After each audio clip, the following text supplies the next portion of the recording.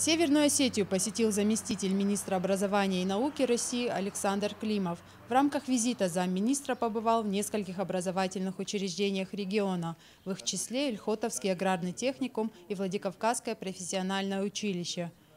Компьютер стоит, как у пилотов. Именно эти профучилища выбраны не случайно. В прошлом году они выиграли грант по программе развития образовательных учреждений на сумму более 30 миллионов рублей. Средства были направлены на приобретение сельскохозяйственной уборочной техники и современных компьютеров, с помощью которых будущие крановщики и экскаваторщики смогут проходить практику. Как отметил директор колледжа, после приобретения новой техники количество студентов увеличилось. На сегодняшний день число учащихся 350 человек, 120 из которых в этом году стали выпускниками по 12 специальностям. После этого количество студентов намного увеличилось. Даже с других регионов к нам уже начали подтягиваться. Это Кабардино-Балкария и Дагестан. Ну, намного насколько? Намного, если группу обычно мы набирали 15-20 человек, то на данный момент доходит до 20, до 27, до 30 человек. Александр Климов внимательно изучил все аудитории колледжа, а также проверил рабочее состояние тренажерного класса для будущих водителей.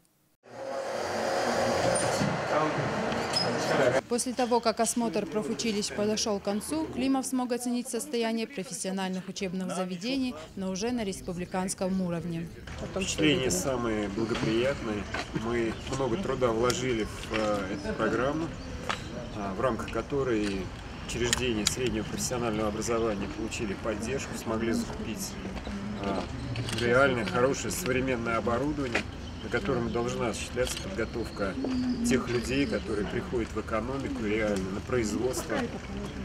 Потому что нет смысла тратить время на обучение, на техники 70-х, 60-х годов прошлого века. Чиновник отметил и большую значимость недавно прошедшего в республике чемпионата профессионального мастерства WorldSkills.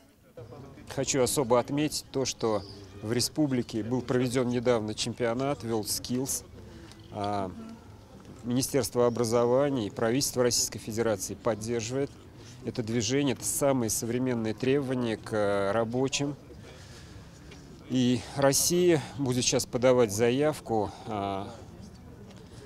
И мы рассчитываем, что в 2019 году мы сможем в Российской Федерации провести мировой чемпионат по рабочим профессиям WorldSkills.